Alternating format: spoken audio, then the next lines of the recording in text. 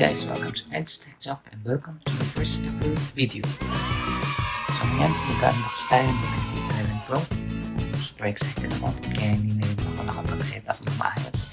So ito ay yung iPhone 11 Pro Space Green model. Mayroong 512GB ng memory. So huwag na natin patagalin pa. Buksan natin to.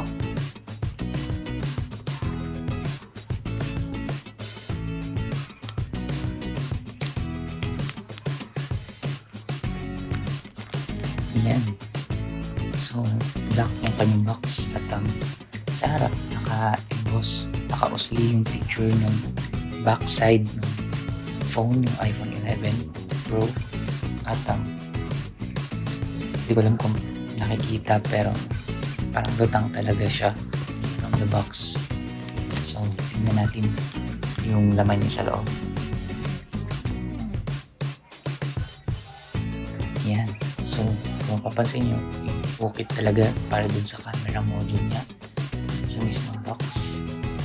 So, talagang pasadya. Ito na yung phone. Space gray. Frosted glass yung kanyang backside. So, hindi siya ganun tinidikitan ng fingerprints pagka hinawakan. At very scratch resistant din siya. At ang harap ay kamukha ng mga previous versions ng iPhones.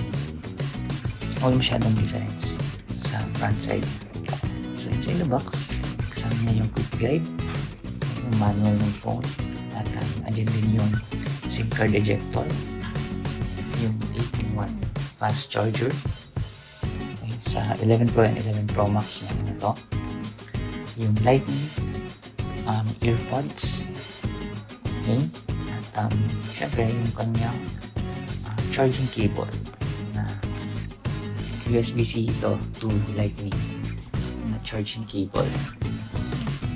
So yan, yung mga kasama ng phone sa box. Solid natin siya. Solid muna natin at ngayon isi-set up muna natin itong phone para naman makita din natin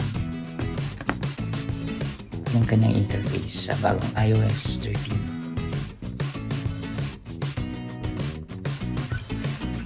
So yun guys, set up na natin yung phone at mabilis yung kanyang Face ID very responsive din sa touch at syempre gagamitin natin siya for a few weeks and perhaps a month, and then abangan nyo yung bagong video sa iPhone 11 Pro review na i-upload ko dito sa channel na to sa mga susunod na linggo. Alright, so kung nagustuhan nyo to, just hit like and click subscribe and the bell button para mauna ka sa notification pag-upload ng aking review sa phone na to. At syempre mag-comment ka na rin kung ano pa mga gusto mong usapan natin sa channel na to. So that's it for today guys. My name is Edison and I'll see you next time. Bye bye.